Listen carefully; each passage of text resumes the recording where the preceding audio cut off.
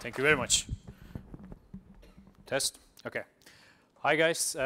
Yeah, my name is Anil, and I'm working as a partner solutions architect to help our partners and customers when it comes to architecting Microsoft solutions on top of AWS. So all the way from Active Directory, SQL Server to the custom .NET applications. And we have James today. He's going to help me for the demo part for the last 10 minutes.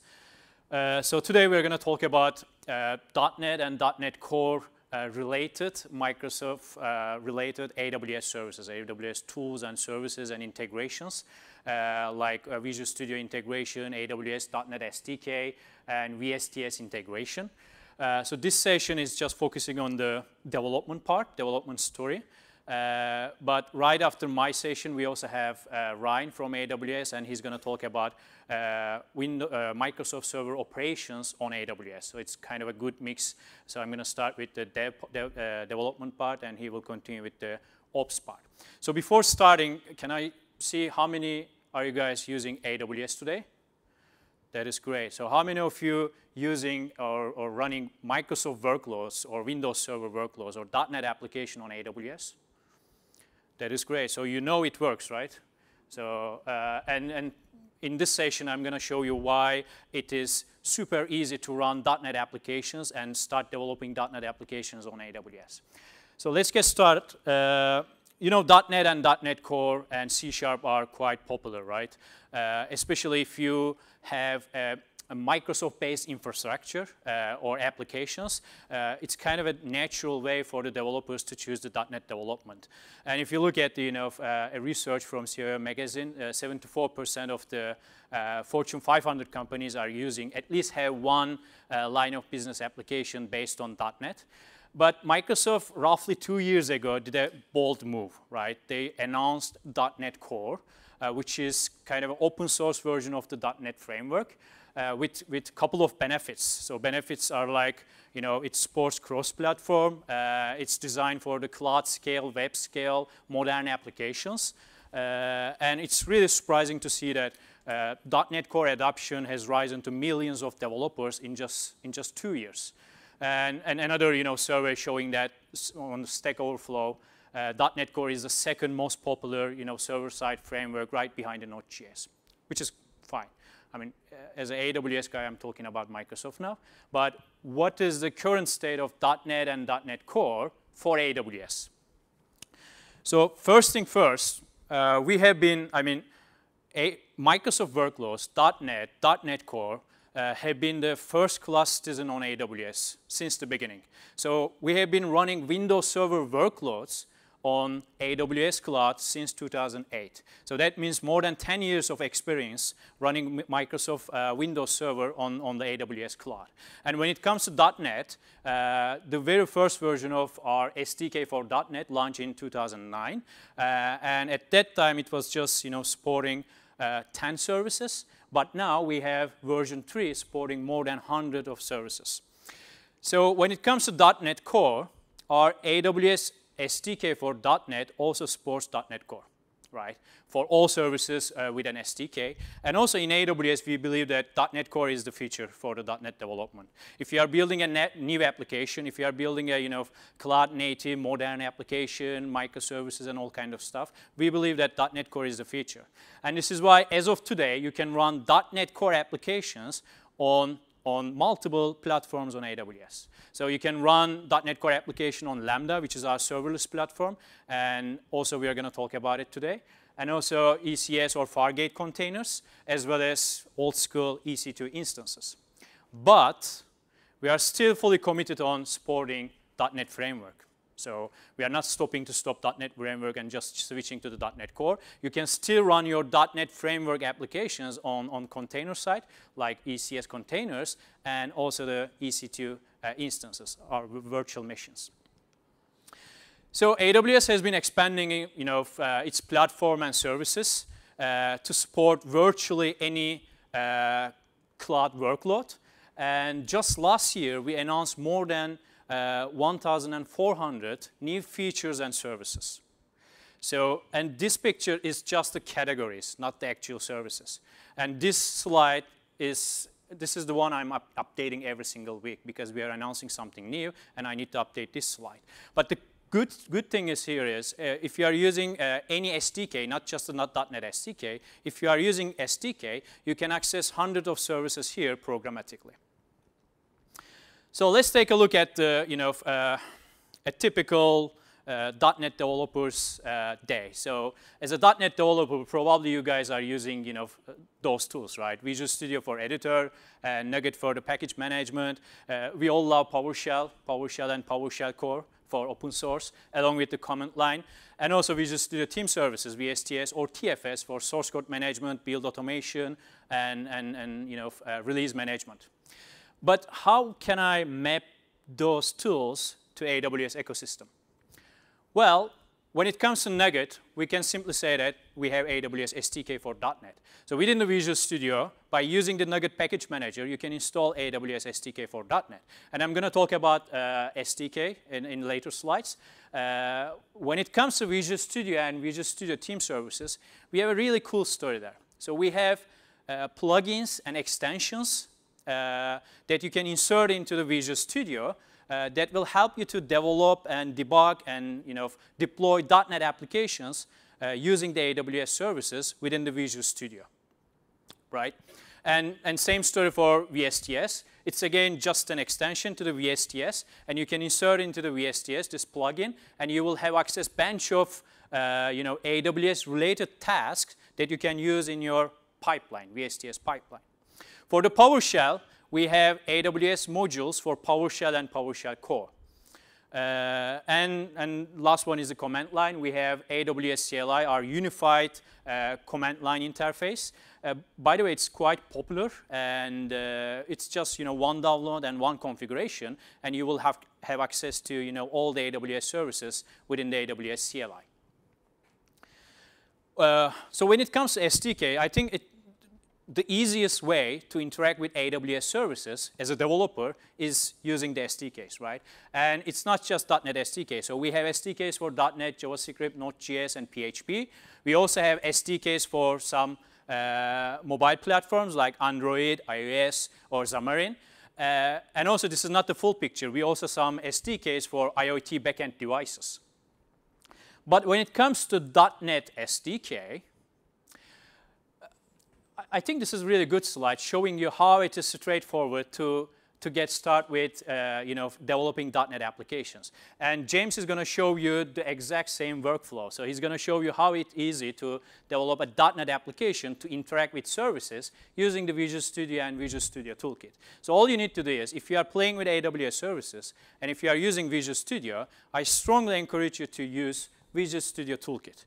As I said, it's just a plugin, insert into it, and you will have access to AWS services within the Visual Studio, and you will start, you will be able to, publish and deploy applications to AWS directly without leaving your, Visual Studio ecosystem. You don't need to learn anything new. And SDK for .NET, once you have the SDK for .NET, you will have access to more than 100 of services, all the way from EC2 instances, Elastic Beanstalk, S3, DynamoDB, or some higher level services, some AI and ML services like Amazon Lex, Poly, and Recognition. So SDK for .NET, a couple of details. We support .NET Framework 3.5 and later. And for the .NET Core part, you don't need to do anything. If you, install the .NET SDK for .NET, you will also have access to the .NET Core assemblies and packages. So installing the .NET SDK is quite straightforward. You can say that, hey, I would like to install it using the MSI installer, which is fine. It comes with the plugin, PowerShell modules, and SDK itself. Or recommended version is to use the Nugget package manager within the Visual Studio. All you need to do is just the AWS SDK and put the service that you would like to start with. So we have service-specific packages under the AWS.NET SDK. So if you go to the package manager and say that, hey, AWS SDK, those are all the service-specific packages we have. If you would like to build something to control access to the AWS services, that's fine. All you need to do is just choose the AWS SDK identity management. And when it comes to the toolkit integration, we have as I said, we have AWS tools for Visual Studio 2017.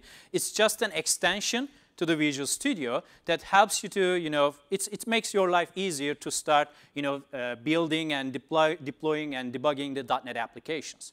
It's just an extension, but comes with really good benefits. So one benefit is, on the left-hand side, you will have AWS Explorer.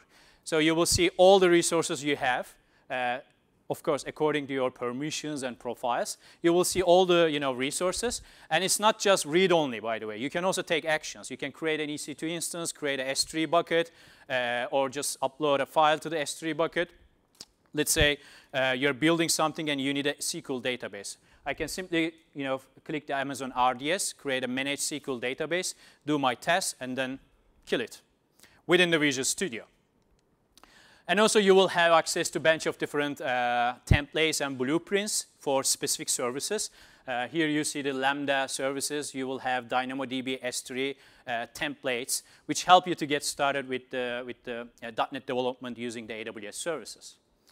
And finally, on the right-hand side, if you right-click your solution, you will have some additional context menu items. So you can publish your application directly to AWS. So when I say publish or deploy, you can deploy it to the container services, ECS or Fargate. You can deploy it to the Elastic Beanstalk, which is our PaaS platform. Or you can deploy it to the Lambda, which is our a serverless computing platform. This is really good when it comes to dev and test applications. So you can simply deploy it to test something. You can deploy it within the Visual Studio to AWS. But you can also automate your deployment by using, for instance, Git and create a CI/CD pipeline. And we have some services for it, like Code Pipeline, Code Commit, and Code Star. And Ryan is going to talk about them in the next session. And the last extension is for VSTS and on-premises TFS. It's, again, just an extension to your existing VSTS pipeline. So once you install the plugin, you will have a bunch of additional AWS-related tasks that you can use in your VSTS pipeline. So you can still keep your existing VSTS build and release processes. If you would like to interact with AWS services or deploy your application to AWS, you don't need to change anything. Just install the plugin and you will have a bunch of activities ready for you. And you can deploy directly to AWS. So we have 2 or 3 tasks for deployment, like Code Deploy, Elastic Beanstalk, and Lambda, which allows you to deploy the application. Let's say after the build process in VSTS, you can deploy your application to AWS EC2 fleet. And it's also supports .NET Lambda deployment as well. And another benefit of using this plugin is that we also have a task for CloudFormation. So CloudFormation is our infrastructure as code type of service. It allows you to templatize the whole infrastructure into a JSON file so you can deploy it. And we also have a task comes with the Visual Studio Toolkit that allows you to deploy CloudFormation templates from the VSTS pipeline. I mean, getting it is very easy. Just go to the website or just search the Team Services plugin in the Visual Studio Marketplace. Okay, so we have, and last slide, sorry, the last slide, just showing you some of the tasks coming with this plugin. So there are some tasks for deployment you can use in your pipeline. Code Deploy, CloudFormation, Beanstalk, and Lambda. And there are also some general purposes tasks. For instance, copy your artifact to S3, download files from S3, or you want to send some messages using the SNS. And these 2 are relatively new addition to the plugin. You can also add these tasks, System Center, Parameter Store, and Run Command. And Parameter Store allows you to store your parameters or variables in Systems Manager, and you can access them from your pipeline, as let's say, as a build variable. And also, you can use the Run Command task. Run Command task allows you to run remote commands on your EC2 fleet or on-premises servers. Okay, so yeah, we talk about .NET SDK, we talk about the plugins and integrations, but what about the architectural choices if we would like to deploy a .NET application or .NET Core application to AWS. So you have many options. One of them is the Amazon EC2, which is the old school but solid way of doing this. You can simply bake an AMI, Amazon Machine Image, and put all the application dependencies and everything. And it's really easy to scale it because you have everything. And you can also use some Bootstrap to do the post configuration, all kind of stuff. You can also go for the containers, Windows or Linux, to deploy it to Amazon ECS, Fargate. You can leverage the AWS Beanstalk. Actually, Beanstalk helps you to deploy the application to VMs, EC2s, or Fargate and ECS. But we also have another option called Serverless. So you can also deploy your .NET Core application or code function to our serverless environment. So when I say serverless, there are many things we can discuss, but let's focus on the Lambda and maybe the Amazon API gateway. So what is serverless? Oops, sorry. What is serverless? Our Amazon CTO, Werner Vogel, said a couple of years ago, there is no server better than no server. But what does it mean? I mean, to understand what he meant, let's take a look at the evolution of the computing very briefly. So, we started with the physical servers and the data centers, right? That used to be the only way to deploy our applications. So we need to provision a physical box and put an application there. And then we met with the virtualization. So virtualization helped us, now we were hardware independent, right? We can just install the virtualization layer, spin up VMs, and deploy our applications. So we gained some flexibility. And then we met the cloud. Now we can spin up virtual servers in the cloud. Now we were fully hardware free. So we don't need to manage the hardware anymore, network, storage, all kind of physical devices. We can just spin up virtual servers and install our application. Actually, each step was better than the previous one, right? When we moved from the physical server and data center to virtualization, we got some higher utilization for the compute resources. Because instead of putting an application into the physical server, now I can spin up a bunch of VMs into the one physical box and distribute my application. And faster provisioning speed, and it was more flexible when it comes to the disaster recovery scenarios as well. When we moved to the cloud, I think it was a radical change, right? So we switched from the CapEx model to the OpEx model. And scale was not an issue anymore because in AWS we have availability zones, we have regions, we have global footprint. You can easily scale your application globally. And also reduce maintenance. There are no servers, no hardware, and nothing. And it's better availability and fault tolerance, right? AZs, regions, and all kind of stuff. But you still need to manage something. You still need to administrate something, even in the cloud. You have virtual servers, you have VMs, so you need to manage the operating system, patches, installation of the applications. You need to, select or manage the capacity and utilization. You need to size your workloads wisely. And when it comes to availability and fault tolerance, yeah, we have availability zones, we have regions, but you are responsible to architect your application to leverage this global footprint, right? So you need to choose which AZ you're going to build your application, which regions, what about replication, and all kind of stuff. So the next stage in the evolution of computing is serverless. So serverless means that build and run applications without thinking about servers. So as a customer or as an application owner, as a developer, you don't need to worry about provisioning a VM, operating system, patches, databases, or anything else, right? You just need to upload your code to AWS. And AWS is responsible to take your code and run it on our fleet. Obviously, there are some servers, but AWS is responsible to manage this fleet and take your function and run it. And as a customer, you are just paying for the total amount of time we need to execute your function. That's it. If it is just a couple of milliseconds, you're just paying for it. If it is just 5 seconds, that's it. So you don't need an EC2 or VM just sitting there idle waiting for the client requests, right? So Lambda is our compute serverless engine. And when we say Lambda or serverless in AWS, we believe that there are 4 characteristics. So the first one is, there are no servers. So you don't need to provision anything, any operating system, any application. You don't need to do the capacity planning, all kind of stuff. And it is scales with usage. So it comes with every function in a region comes with thousands execution limit. So you can run 1,000 functions on a specific region. But once you start using the Lambda functions, it scales automatically. So you don't need to do anything. And never pay for idle. Yeah, you are just paying for the amount of time you need or we need to execute your function. And of course, this is really cool, availability and fault tolerance built in. So yes, we have AZs, we have regions, but if you are using Lambda, you don't need to worry about, hey, I should put this Lambda to this AZ and build the replication and all kind of stuff. It's all built in, and AWS is responsible to make this Lambda function is a highly available, scalable, and fault tolerant.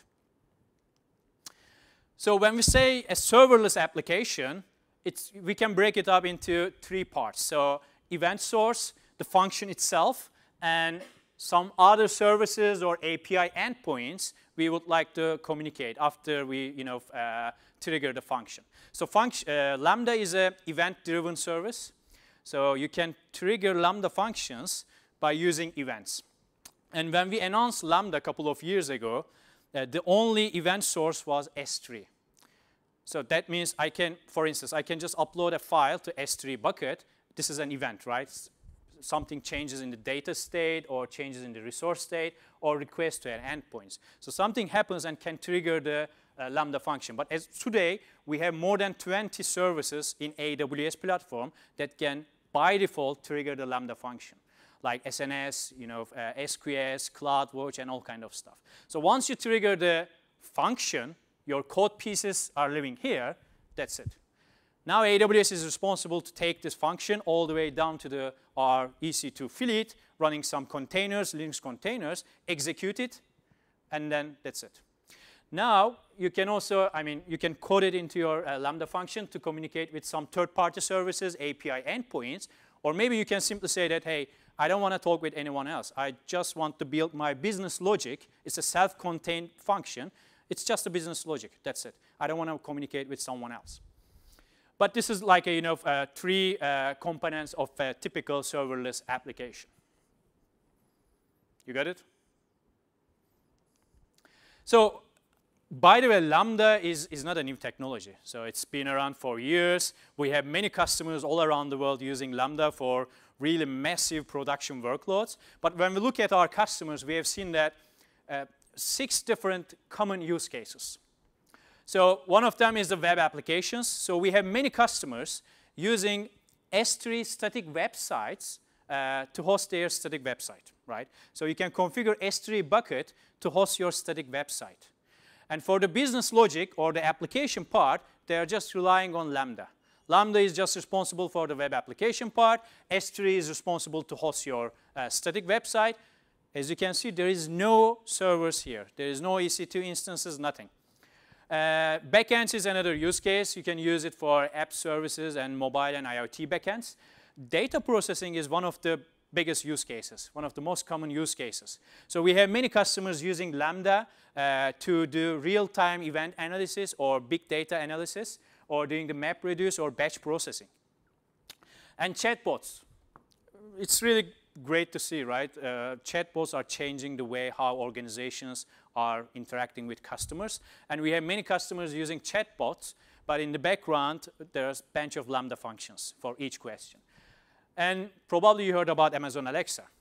So when you ask something to Alexa to do something, most of the time, it's just a Lambda function. It just gets the question and execute a Lambda function. And on Amazon Alexa, we have thousands of skills. And majority of those skills are actually serverless applications. So there are no EC2 instance running or waiting for the request in the background. So as a developer, when it comes to building a serverless application, it's not just Lambda, by the way. So we have Lambda, and as an API proxy, we have Amazon API Gateway. Those are managed and serverless services. And when it comes to database storage or messaging, we have a bunch of services. For instance, Amazon DynamoDB is our NoSQL database, but it's also serverless. You are not provisioning anything in advance. And Amazon S3 is a great example. So it's object storage. You put your data there, but you are not provisioning anything, right? It scales by usage. And there are trillions of objects in S3, but it scales by usage. And as I said, there are many customers using Amazon S3 for static website hosting. They're just putting all the data to S3, and it's a serverless kind of web server. And Kinesis step functions.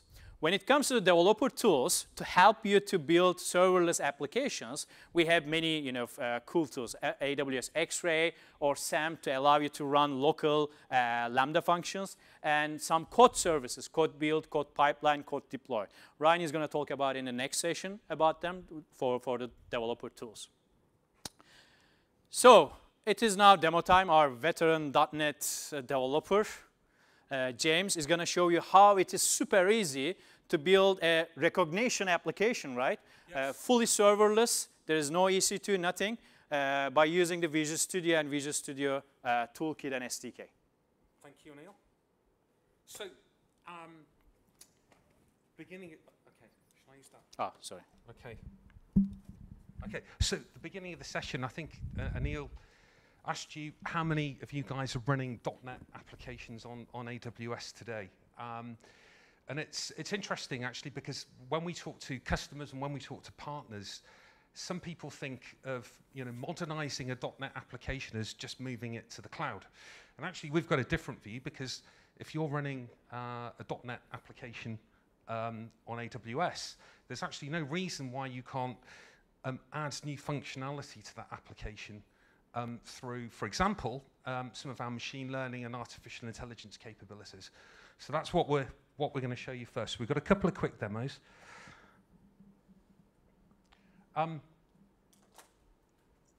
Let's actually just jump into some code.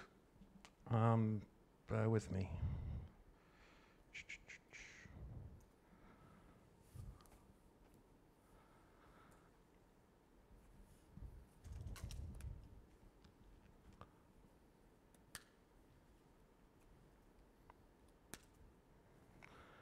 Okay. So very simple. This is actually, by the way, I should point out, this demo is not designed to, or it's not meant to show you my not very good UX capability or UX skills.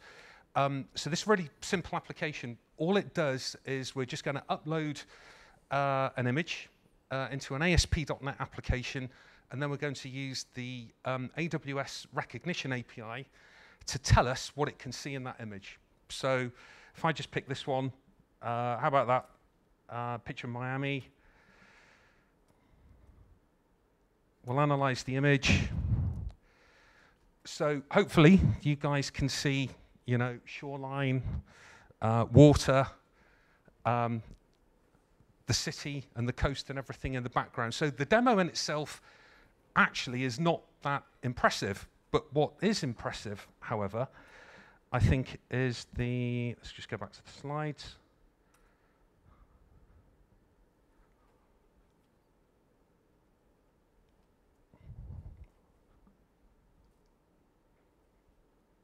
Okay, the clicker stopped working.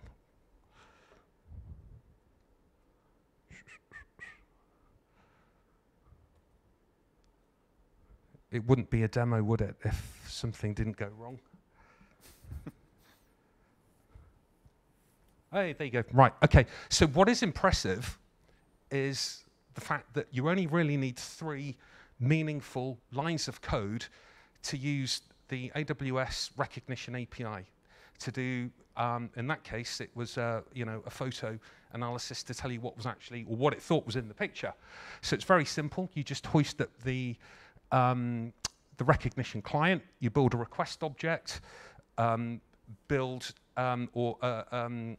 the image into the request object with a byte stream. I've just excluded that code there. It's bread and butter .NET, and then just call the AWS API through the SDK. So very, very simple. The point is, like I say, it's not to show off my rubbish user experience skills in ASP.NET, and it's not to show you a rubbish application that analyzes, you know, a holiday snap or something. The point is that if you're running .NET applitions on AWS today, it's really, really easy, and we encourage you to do this, to build, you know, modern machine learning and artificial intelligence capabilities into your application. And you can extend that as well. So these are some of the other AI and machine learning capabilities that we've got in AWS as well. So things like, let's just pick on Translate, obviously, where you can build in, maybe you've got a .NET application that's being used in several European countries. Wouldn't it be great if you could, you know, convert that text into the language of the user? Poly, which is our, you know, text-to-speech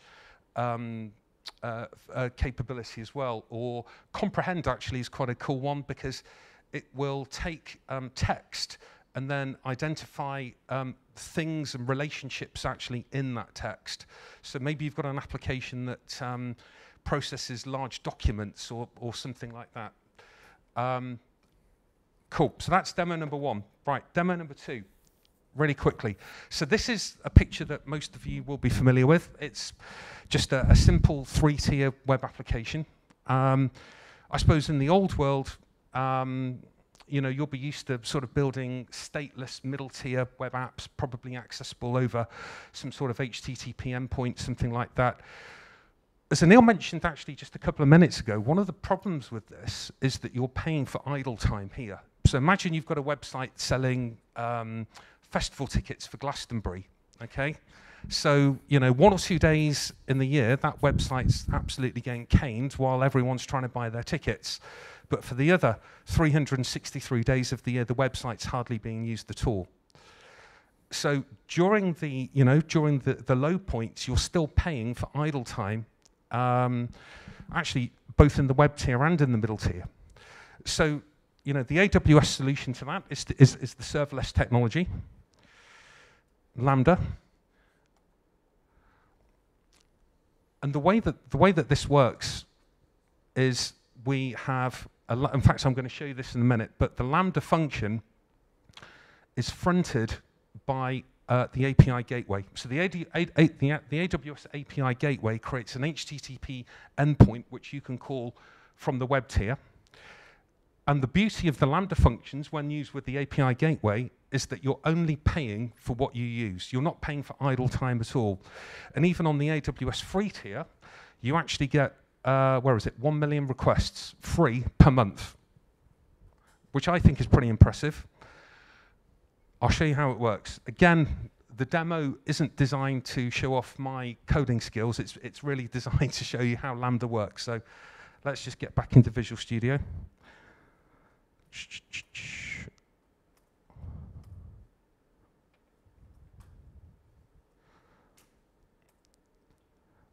Actually, I'll show you some code. So, very, very simple. Imagine this is some middle-tier business logic. All it's going to do is validate a postcode. Clearly, in reality, your business logic is going to be a lot more complicated and certainly a lot more elegant than that.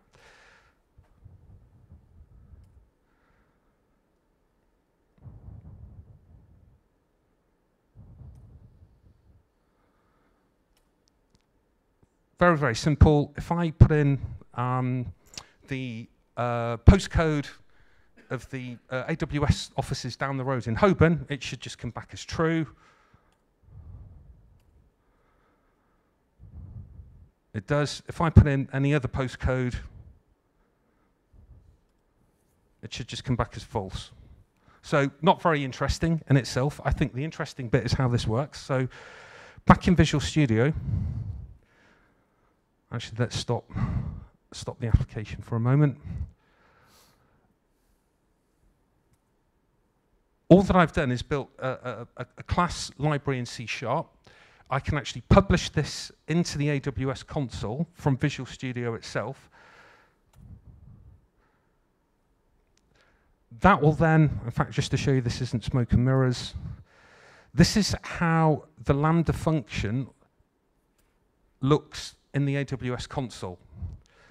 So actually on AWS, you've got essentially imagine just that function running in a serverless environment.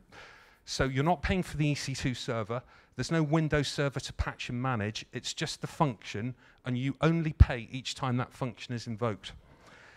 And then fronting the Lambda function, we have the API gateway, which simply creates an HTTP endpoint, which takes a JSON payload over the front of the Lambda function.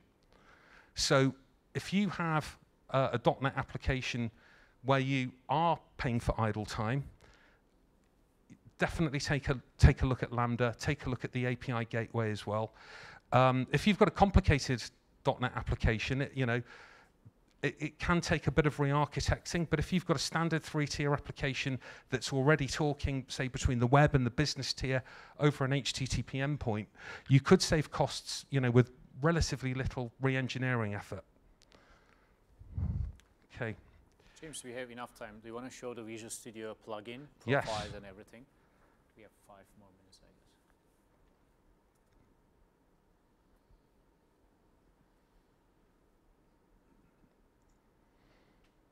guess. Okay, so the AWS Explorer.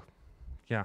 So on the left-hand side, through the Visual Studio plugin, you can see basically all of the resources that are available through my Amazon account. Now, what we wouldn't recommend is that you start linking Visual Studio to your production application through the plugin.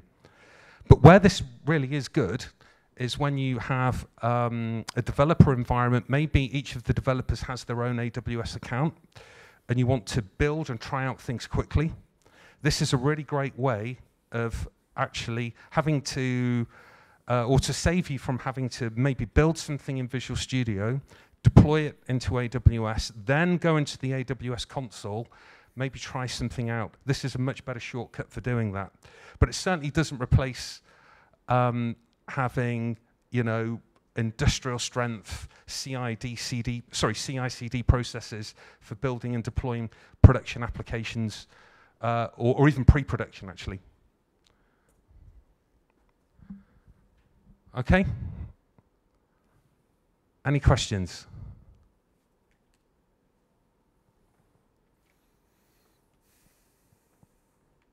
No, silence. Okay, thank you, everyone.